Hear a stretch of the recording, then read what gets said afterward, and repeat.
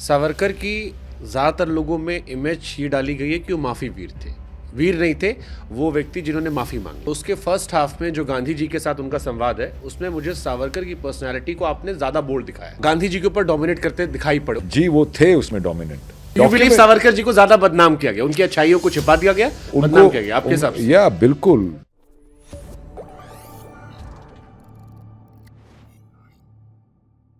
सावरकर की ज़्यादातर लोगों में इमेज ये डाली गई है कि वो माफ़ी वीर थे। वीर नहीं थे, वो व्यक्ति जिन्होंने माफ़ी मांग ली। जब मैंने आपकी सावरकर देखी, फिल्म देखी, तो उसके फर्स्ट हाफ में जो गांधी जी के साथ उनका संवाद है, उसमें मुझे सावरकर की पर्सनैलिटी को आपने ज़्यादा बोल्ड दिखाया। बोल्ड थे वो, ज़्यादा बोल्ड दिखाया, बहुत ज़्यादा बोल्ड थे। गांधी जी के ऊपर डोमिनेट करते दिखाई पड़े उस सीन में, जो सीन दिखाया। जी वो थे उसमें डोमिनेंट, उस वक्त डोमिनेंट थे। गांधी जी अपना अस्तित्व ढूंढ रहे थे उस वक्त। 1906 की बात है ये। हाँ। गांधी जी के साथ ट्रेन वाला इंसिडेंट हो गया था और वो इंग्लैंड आए थे बाकी रेवोल्यूशनरीज से मिलने के लिए कि हम कैसे जुड़े।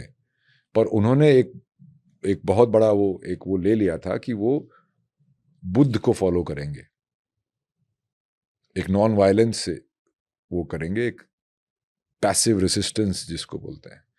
और यहाँ पे सारे वो लोग थे जो बम बना रहे थे, बंदूकें इकट्ठी कर रहे थे, वो तो अंग्रेजों को फोड़ के भगाने वाले थे। इन लोगों की नहीं बनी। तो आप ये थोड़ी देर पहले आपने कहा कि 1947 के आसपास अंग्रेजों ने बहुत सारे देशों को आज़ादी दी। जी। तो डू यू बिलीव कि जो हमें आज़ादी मिली है, वो महात्मा गांधी जी ने या पंडित नेहरू जी ने या नॉन वायलेंस के थ्रू नहीं मिली है? नहीं मिली है। नॉन वायलेंस के आपको क्या, किसी से चॉकलेट मांग के देख लो यार, तुम आज़ादी की बात कर रहे हो।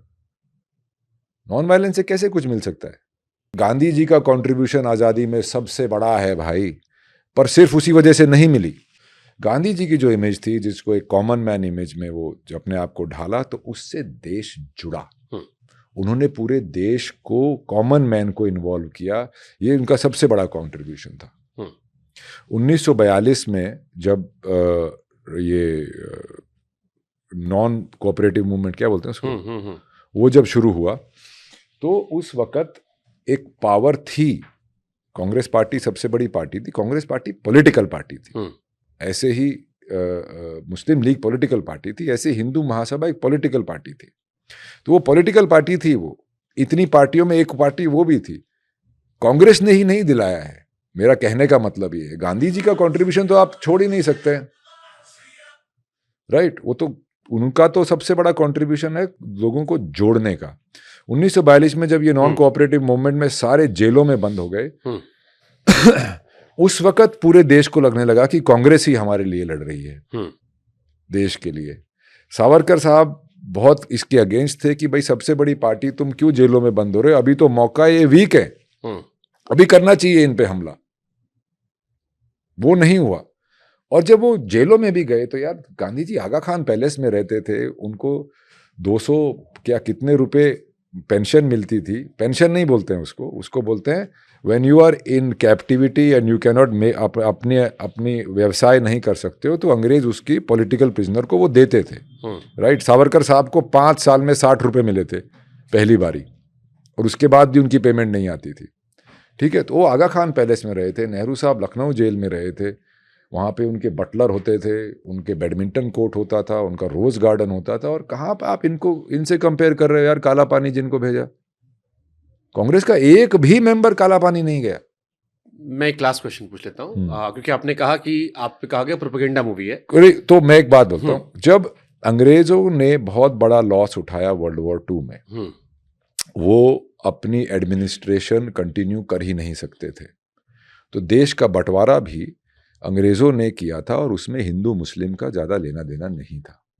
उनको चाहिए था एक बेस एलाइड फोर्सेस को, क्योंकि स्टालिन साहब कराची में पोर्ट बना रहे थे, जैसे अभी चाइना बना रहा है, ठीक है। तो उनको लगा था कि अफगानिस्तान तक रशिया आ गया है, यहाँ पे जो कांग्रेस डिस्पेंसेशन थी वो भी सोशलिज्म की तरफ जा रही थी, तो इनको एक बेस चाहिए था। वहाँ पे रंगून खो गए थे, और यहाँ पे ये सब चला जाने वाला था। तो उन्होंने देश का विभाजन इसलिए किया था। रैडक्लिफ को नहीं पता था क्या करना है, वो चर्चिल साहब का दिमाग था ये सारा।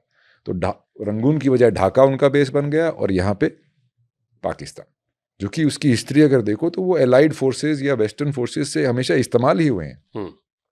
उनको इतनी ग्रांट क्यों मिलती है? इतने पैसे क्यों मिलते हैं उनको वेस्ट से, वो इसीलिए था। तो ये एक जियो पॉलिटिकल था जिसमें अंग्रेज़ों ने एक अपने लिए स्मार्ट मूव खेला था, अंग्रेज़ के एलाइड फोर्सेस की तरफ से था ये, राइट। तो उस वक़्त उनको वो लोग यहाँ से वो जाने ही वाले थे, पर वो जाते जाते अगर ये पहले पकड़ लेते तो ये देश का विभाजन नहीं होता। लोग कहते हैं सावरकर जी देश का विभाजन करके गए, ऐसा नहीं है।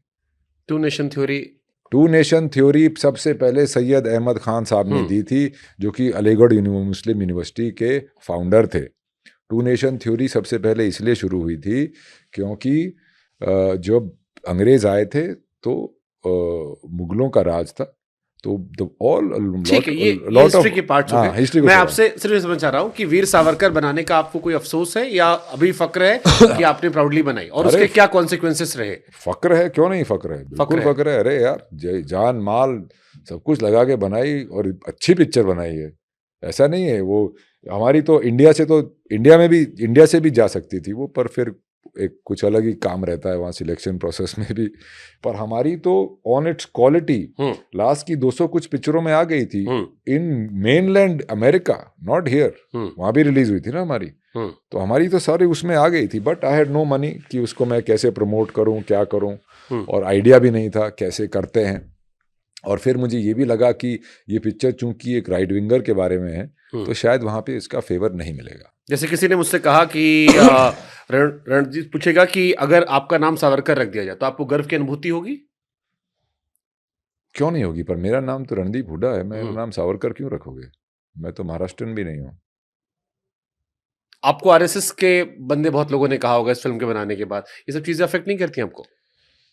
नहीं, ये सब चीजें देखो, मैं कलाकार हूँ यार, मैंने कला बनाई है, और वो कला एज इट हैपन्स वो एक ऐसे मुद्दे के बारे में है जो कि बहुत चर्चित रहता है पॉलिटिकल रीजंस की तरफ वजह से। पॉलिटिक्स में ये एक नाम खेला जाता है, और आज जो कि देश का माहौल है और जो देश जहाँ पे है वहाँ पे आप अगर देखें तो आज सावरकर जी के ख्यालात ज़्यादा ऊपर हैं बाकी लोगों से, क्योंकि सावरकर जी चाहते थे देश सशस्त्र हो, हम अपने वेपन्स बनाएं, यहाँ पे खुद की हमारी ऑर्डिनेंस फैक्ट्रीज होनी चाहिए, और जब हम बलवान होंगे तभी हम पीस, दो बलवान लोग आपस में, तभी जब दोनों के पास इक्वल हथियार होते हैं तो लड़ाई नहीं होती है।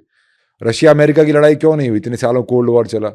क्योंकि टक्कर के है ना यार, तो टक्कर का रह के बनना ही सावरकर जी का वो था। और आज देख लीजिए आप क्या हो रहा है, हम खुद अपने वेपन्स बना रहे हैं, वेपन्स एक्सपोर्ट कर रहे हैं हमारे, और बड़े बड़े देशों से वेपन्स ले रहे हैं।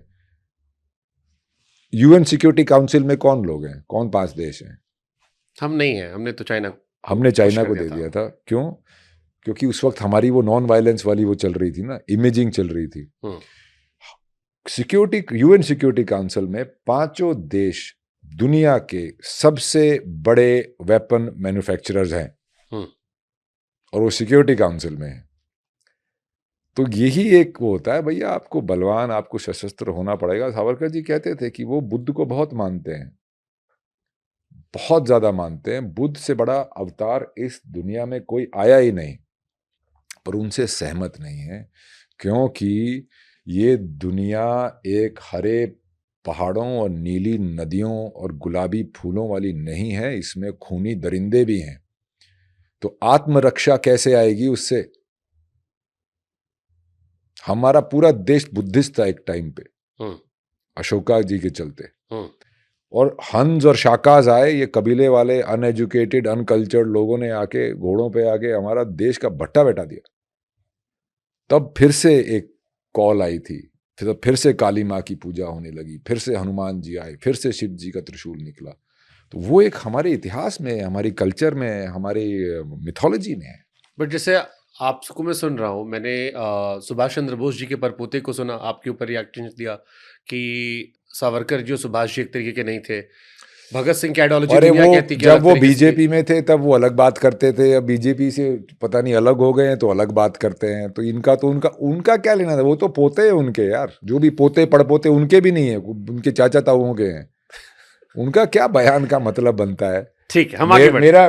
मेरे भाई, मेरे चाचा के लड़के का लड़का अगर कुछ मेरे बारे में बोल दे तो वो थोड़ी सत्य हो जाएगा।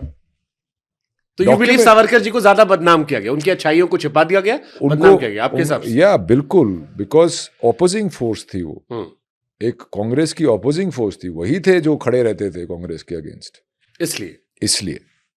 और जब आप अगर देखें, I don't know how much you want to keep this, man. I'm here for entertainment, and me as an actor, don't make me just about Savarkar. I've got a 25-year-old career, not just one movie. I have a lot of movie things. But जब गांधी जी की हत्या हुई, उसके अंदर सावरकर जी का कोई लेना देना नहीं था, क्योंकि मेन बात तो ये कि सावरकर जी इतने इंटेलिजेंट थे कि अगर उनका कुछ लेना देना होता तो वो अपने हिंदू महासभा से जो पहले जुड़े हुए लोगों थे उनको नहीं बोलते, गोडसे जी को नहीं बोलते वो।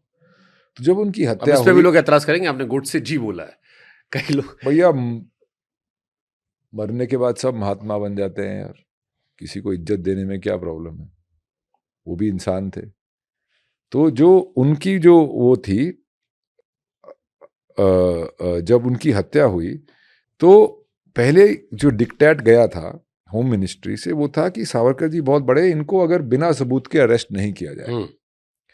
फिर दोबारा एक मीटिंग के बाद दोबारा डिक्टेट गया कि इनकी हिस्ट्री देखते हुए इन पे शक जाता है, इनको अरेस्ट कर लो। वो नहीं प्रूव कर पाए कोर्ट में, पर उससे हुआ क्या, सावरकर जी को अगर वो नहीं घसीटते इसमें तो गोडसे ने गांधी जी को मारा। पर सावरकर जी को घसीटते ही वो हेडलाइन बदल गई, बोले हिंदुओं ने गांधी जी को मारा। वो एक बहुत बड़ा एक पॉलिटिकल पीआर खेल, पोजीशनिंग का उस टाइम हुआ था। उसके बाद हिंदू महासभा खत्म हो गई, मुस्लिम लीग पाकिस्तान जा चुकी थी। 1952 में अनअपोज्ड जीते, अनअपोज्ड। पहला इलेक्शन 1952 में हुआ था। 1947 में तो स्वेच्छा से बनाए गए थे लोग, सारे पार्टियों नॉमिनेटेड थे। और देखो तो सारे अंग्रेज इंग्लैंड में पढ़े हुए लॉयरों ने ही देश संभाला। ठीक है, मैं आगे बढ़ता हूं। आपने वाकई में 28 दिन में 18 किलो वजन कम किया था? जी, 28 दिन में 18 किलो? जी। How is it possible? पहले क्या था कि वो पंजाब वाले सरबजीत वाले पोर्शन जो जहाँ पे पहलवानी करता था वो शूट करने वाले थे। फिर पता नहीं उन्होंने एकदम बोला कि अरे हम तो ये शूट करने वाले हैं। पर तो मेरे को लगा अभी यार ये तो भले नहीं चलेगा। मैं ऐसे कैसे चलेगा यार, जिस आदमी को एक रोटी मिलती है पूरे दिन की, वो ऐसा कैसे हो सकता है जेल में पड़ा